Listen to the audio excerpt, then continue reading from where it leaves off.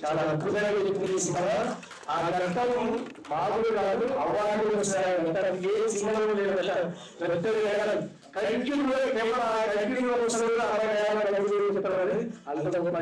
చాలా అద్భుతంగా నచ్చింది